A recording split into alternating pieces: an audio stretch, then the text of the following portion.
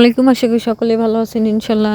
কিন্তু আমি ভালো নেই। কারণ হচ্ছে কি যে অনেক শখ করে আপনাদের এর আগের ভিডিওতে বলছিলাম যে আমি ২টা ব্রাহ্মা মুরগি নিয়ে আসছি, কিন্তু আমার ভাগ্যে বা আমার কপালে এবং আমার রিজিকে যে এটা লেখা ছিল আমি কখনোই কল্পনা করতে পারি নাই। তো এই মুরগিগুলো হঠাৎ করেই হচ্ছে ঠান্ডা লেগে গেছে, এত পরিমাণে ঠান্ডা লাগছে, এদের যে রিকভার করব বা এই টাইপের কোনো সুযোগটাই আমি পাই নাই।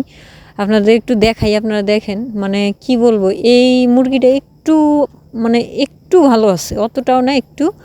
আর নিচে যেটা দেখতে পারতেছেন আপনাদের দেখাইলাম, এই মুরগির অবস্থা খুবই খারাপ, এ যে কোনো সময় হচ্ছে মারা যেতে পারে।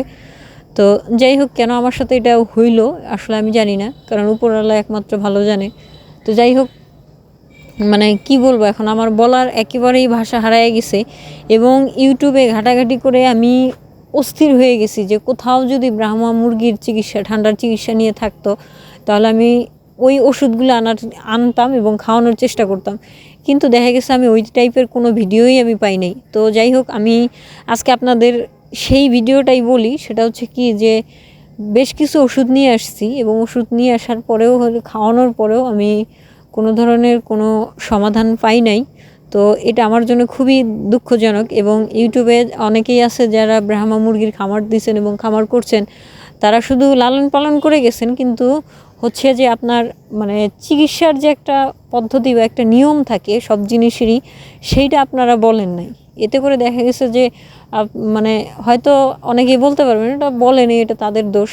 এখন কথা হচ্ছে কি যে দোষটা আসলে সেটা না, কারণ হচ্ছে আপনার কাছ থেকে আমি ব্রাহ্মা মুরগি নিয়ে আসবো, আপনি একজন বড় খামারি, এবং এর চিকিৎসা ঠান্ডা, আপনি বলে দিলেন যে এর রোগ হয় না, অসুস্থ হয় না। কিন্তু দেখা গেছে কি যে বাসায় নিয়ে আসলাম, বাসায় নিয়ে আসার পরে হচ্ছে আমার ২-৩ দিন গেল না, অসুস্থ হয়ে গেছে। তাহলে এই মুরগির চিকিৎসাটা আমি কিভাবে করব? তো এই যে এই ওষুধটা খাওয়াইছি আমি, তারপরেও কোনো কাজ হয় নাই। অথচ এখানে সুন্দর করে লেখা আছে যে ঠান্ডার কফ জমে গেলে বা সর্দি কাশি হয়ে গেলে, খক খক করে কাশলে, তারপর হচ্ছে নাক মুখ দিয়ে যদি তরল জাতীয় একটা পদার্থ বের হয়ে আসে, সেই জন্য অনেক কিছুই দেওয়া আছে এখানে। আমি এটাও খাওয়ানোর চেষ্টা করছি, কিন্তু কোনোটাতেই কোনো কাজ হয় নাই। তো যাই হোক, এটা কেন হইলো না বা কী কারণে হইলো না আসলে আমি এটা বুঝতে পারতেছি না। আর অবশ্য আপনারা যখন এই মুরগিগুলো লালন পালন করবেন, তখন অবশ্যই বড় খামারিদের থেকে নেওয়ার চেষ্টা করবেন। কারণ হলো কি, আমার ধারণা অনুযায়ী যতটুকু বুঝি আমি, সেটা হচ্ছে যে এই মুরগিকে ভ্যাকসিন করানো ছিল না, হয়তো বাসা বাড়িতে এনে বাচ্চা ফুটাইয়া ছিল, ইয়া করছে। তো যাই হোক, আমি আর কিছু বলবো না। এই ছিল আমার আজকের কথা। আমি আর কিছু বলতেও চাচ্ছি না, কারণ আমার নিজের আজকে খুবই খারাপ লাগতেছে। কারণ এত টাকা দিয়ে মুরগি আনার পরে যদি শেষ হয়ে যায়, সেটা কারোই ভালো লাগবে না।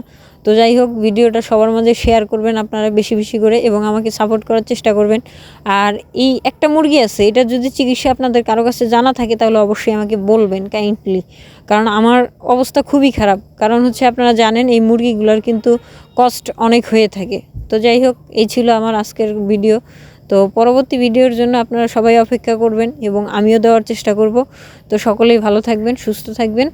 আল্লাহ হাফেজ।